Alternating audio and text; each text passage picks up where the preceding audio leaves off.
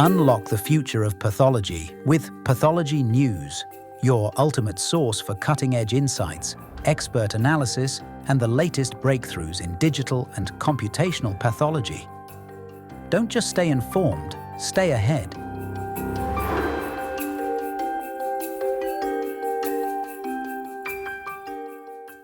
I think it's fair to say that, this society is for absolutely everyone that's involved in pathology, whether you're interested in it or you work in it day to day. There is room for everyone. Now, having been to ECDP a couple of times, one of the key differences that I've noticed there is that I in SDIP, and that's integrative pathology. But what does that actually mean in practice, and why is it important in this current moment in time? Inti, again, coming back to you, perhaps you can answer that. Sure. Actually, there are a lot of terms that are being used that maybe we can also talk about a little bit. So, you have digital pathology on the one hand and computational pathology. And I get the question a lot, like, what is the difference between these two things? Is there a difference? So for sure, I mean, when you think about digital pathology, it's a lot, people make the association with the digital transformation of the pathology lab. But I would say it's really more about viewing of the tissues. As I mentioned, it could be 2D or 3D. It's being able to capture that tissue. Computational pathology is more of course, on the analysis side. But I would say the integrative aspect really refers to how seamlessly or naturally pathology just integrates with other clinical or also research areas. Like you have spatial biology, which I think would also include 3D imaging and analysis. You have, like you were mentioning before, radiology and oncology. I mean, pathology is such an important part of oncology that also now with digital pathology, it's very much an integral part of oncology. And so I think that's the thing, is that you have this integrative aspects that you will find pathology across a lot of domains and being able to complement a lot of domains. And so that's that's what I think the I belongs to. But maybe the others have a different perspective about it. Yeah, interesting, and thank you for that. And I'd really like to expand on that as well. Going to you, Vincenzo, then, we've obviously got the next ECDP on the horizon. What are we going to see there that you're not going to see at your typical pathology conference? Well, I would say the integrative dimension. I mean, one of the added values that we want to bring to our congresses is just not trying to be related to digital pathology in the routine, so the digitization of the lab by itself. We do not want to talk only of computational pathology, so the computational analysis of the images by themselves, but we want to bring more and more this multidisciplinary approach to the topic, and we want to reflect this in a program that is really diversified and bring also this integrative dimension. Just to make some examples, and I don't want to spoil you all the details of our program, but if you look at our program that is on the website, you can see that we have one session in which we invite clinicians, radiologists, and other professionals to bring their experience on how computational can help us integrating all the different data that are coming from the perspective of the patient. You will find also, and this is something that we are consolidating and that we like to do, we're dedicating an entire track in the last day to spatial biology and additional new techniques of study, which we believe that is also the frontier of integration with the data that comes from pathology, also the data that comes from the spatial analysis and spatial biology analysis of the sample. So for sure, I would say that this integrative dimension that we have in our name is reflected also in the way that we think and that we shape the program of these congresses. And then Inti already anticipated that we are more and more paying attention to all the people that work at the front at this digital transition. So, for example, lab technicians, and our Congress is also hosting a dedicated track for lab technicians this year again. And you will see, if you are interested, you can look at the program, but you will see something that actually it's really interesting and intriguing for a digital pathology congress, like industry pitch and interoperability showcases that are something that are a little bit outside of the box of the classic talks that you can imagine in a pathology congress. Yeah, fantastic. Thank you. And for our audience who are looking for that program, you can absolutely find that on the global events calendar on Pathology News? So one thing that we also, and this is adding to what Vincenzo introduced earlier about the ECDP and the interoperability questions, we have a very strong program also in this year's Congress about these aspects of standardization interoperability, and actually the Congress this year is much more than only the Congress, and so it's actually it's for the first time it's a whole week of digital and computational pathology, and that's why we also call it that.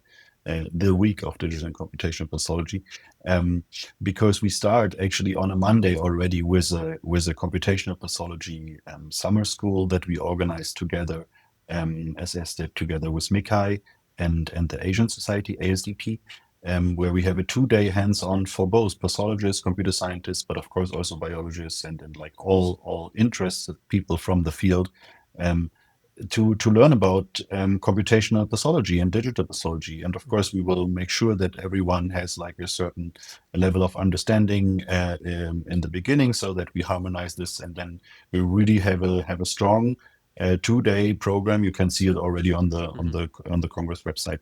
But as I said, this is only the starting for the first 2 days, and then it goes on with lab visits. We have a dedicated lab technicians track this year with dedicated content for them. We have user group meetings of different interest groups from ranging from companies, but also of like organ specific groups that just want to meet, or projects that want to meet. We give them possibilities there. Of course, we have these activities around standardization and interoperability with DICOM, IHE, and ISO meeting there.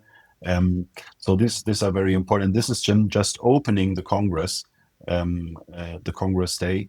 And then we have the 3-day of full Congress with keynotes, with some of the program highlights that Vincenzo already mentioned. And again, here also we have this strong focus also on interoperability with the showcase again. That was a very successful format that was actually started also from ESTIP last year.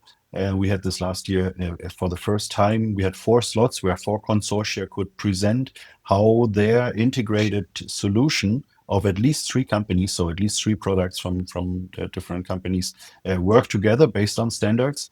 And we had more than 14 applications of consortia who wanted to contribute there. So this also shows that there is products out there that can do this already, and companies are eager to do this and show this. And that's why it's also definitely super interesting to come to the Congress, because you will learn about all of these activities. Thanks very much. Vincenzo, were you hoping to add anything to that? You have few things, because Norman has been exhaustive from one side, and from the other side, I would not add too many details, because I want that people go to the website and take a look carefully, because it's full of novelties this year.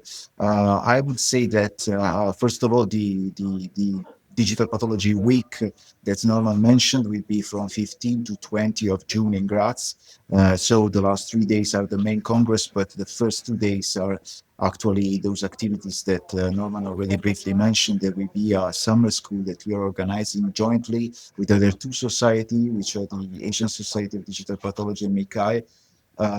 There will be workshops, and for those who are interested in renal pathology and computational pathology, but renal pathology, I would definitely be there the day before the starting of the Congress. So take a note that on the 17th of June, if you deal with computational and nephropathology, you want to be there absolutely.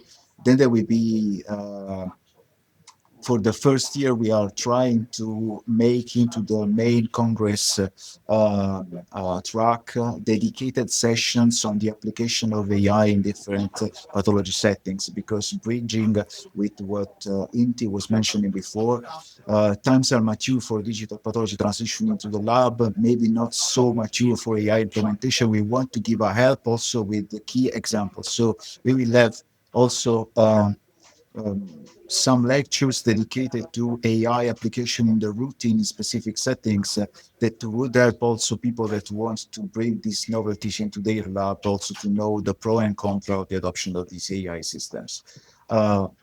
Please go on the website, and there will be a lot of news for members and non-members, and this is the occasion also to join this growing community. It looks from the program a lot more hands-on this year. I mean, Norman, is there a particular reason for that? I didn't feel that we were not so much hands-on in the last years. What we added in on top was this dedicated track of 2 days in the very beginning, because we had the demand here. We felt that there was quite a demand from the community. We had this in the last years, as 1 or 1.5 hour workshops, and this was like had very packed rooms, and so we saw that there was a lot of interest from people doing this. So we thought, yeah, we have to extend this. This was one thought, and the other one was that we had, of course, our ECDP Academy format that we had published, I think, 1.5 years ago. And there was also always the idea to do a second edition of this, which should be more hands-on.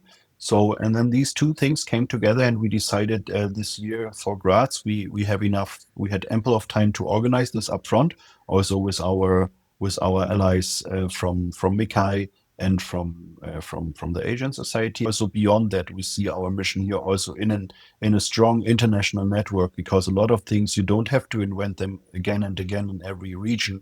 You can really benefit from this. We also had joint activities with our allies, especially from Asia. In the past, we have now continental societies on all continents that are active there, and this is a very strong tie also that we have as a society, and that you will also see in the Congress when you are there. And to get to you, Inti, other than booth pens and booth giveaways, what's a number one thing that you hope people can take home from ECDP this year? Who doesn't love those booth pens? No, I would say for sure it's, maybe two things really definitely stand out just off the top of my head. First is the scientific inspiration, or just inspiration in general, from seeing what is possible and seeing what the latest is, and really getting inspired from people who have done it and lessons learned. And that's the first thing. And definitely the second thing I would say are the connections to people, connections to a wide variety, a wide diversity of people who come from a lot of different domains, because that's really, I would say, one of the most enriching aspects of ECDP is the opportunity to network, right? The conference is on the one hand, it kind of has this really community vibe. So you can go and talk to the people after their presentations. And I've seen that at other places. It gets intimidating, to talk to people after they've given talks, but this, you don't find this here. It's like the baseline of the reason for why people is the same level. And so it's, it makes it, this community spirit very much alive at ECDP. And I'd say also to talk to the vendors, to those industry partners, get up to date with what is the latest on the market. I mean, those are really big points, and as Norman was mentioning, also the industry showcases and the chance that we also give vendors to be able to pitch their products, and show us what is the best of those things that they have to show. I mean, this is very unique. So I hope that people will go home with, not only knowing what the latest is across these fields, but also feeling inspired to take actions at their own institutions, or just to reach out to future potential collaborators and to make those connections.